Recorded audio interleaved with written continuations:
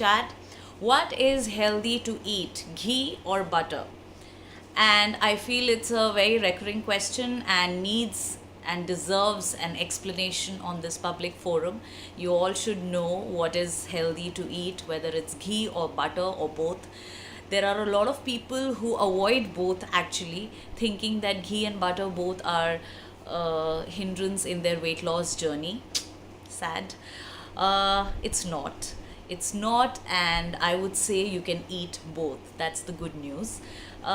Ghee is actually made out of butter, so when you heat butter at a higher temperature and allow its milk solids to get separated from the oil part, that's when ghee is made. So the oil that comes out of butter on heating at a higher temperature, that oil is known as ghee.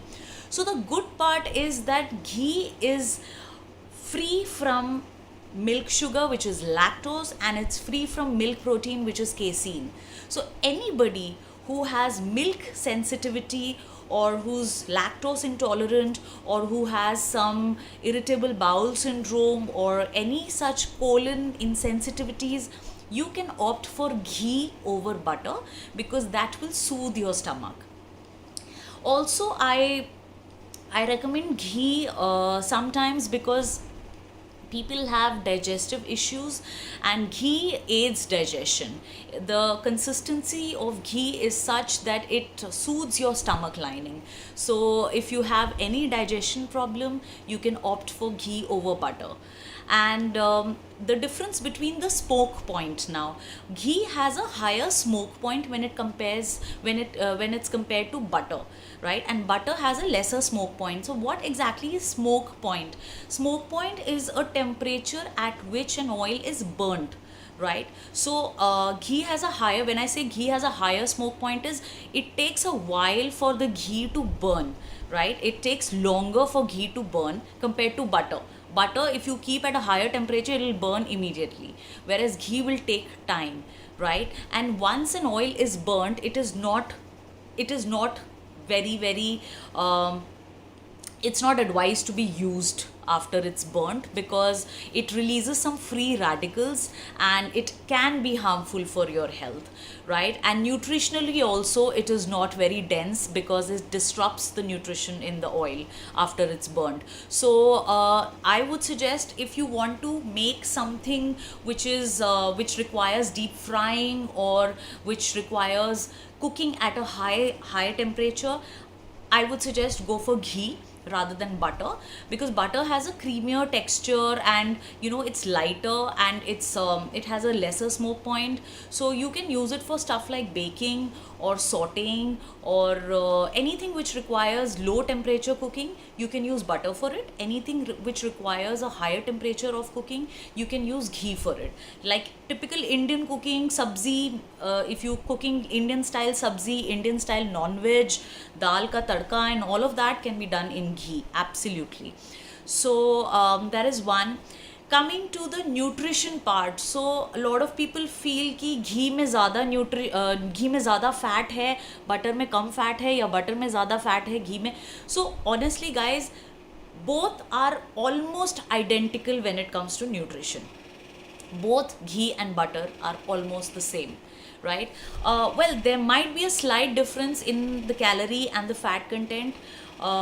Ghee might be a slightly more dense clarified butter when it comes to the normal butter, and ghee has slightly more saturated fat content when it comes to fat composition compared to butter. But I would still say, do not base your decision on calories and fat content, because both are rich in saturated fat also, and unsaturated mono and unsaturated polyunsaturated fat. So polyunsaturated fat and mono unsaturated fat are your good fats which are essential for your body. So both are rich in that as well, and both are also rich in saturated fat. Now ghee can be slightly more denser when it comes to saturated fat, but again I would say the difference is negligible. So you can't really base your decision on which has more calories. In fact, base your decision on what exactly you're using your oil for. So what is the food product that you're eating, what is it that you're using the oil for in terms of cooking, and what is your health condition. If you have any stomach issues, if you have any digestive issues, then you have to make a choice between ghee and butter. Like I said, ghee is much better and much soothing when it comes to stomach issues. And butter has, if you don't have any dairy allergy, no dairy insensitivities, you can easily go for butter. And my suggestion would be to make ghee and butter at home, because then it also becomes salt free. Otherwise, if you get butter from outside, it is rich in salt. So if you can make white makhan at home, that is very very healthy. And if you can make ghee at home, nothing like it. Do not have to worry about calories so much. Of course, these are fat, and that remains the fact that the calories from it is 100% from fat. So you can't change the composition of that. So you have to be careful while using it. You have to eat wisely and not very generously. You have to have an active lifestyle if you are eating ghee and butter.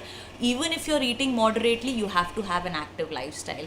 So people, even with heart disease or BP issues or cholesterol issues, it's not like you can't eat ghee and butter. Definitely you can eat ghee and butter, but in moderation. And parallelly, you have to keep an active lifestyle. So guys, I hope this video clears some confusion between ghee and butter. I am not advocating here that you should eat ghee or butter. You can opt for anything based on your taste buds and based on your medical health condition. And just keep it healthy, keep a healthy lifestyle, keep it active, and keep working out, and you're good to go from here. I hope this video helps you.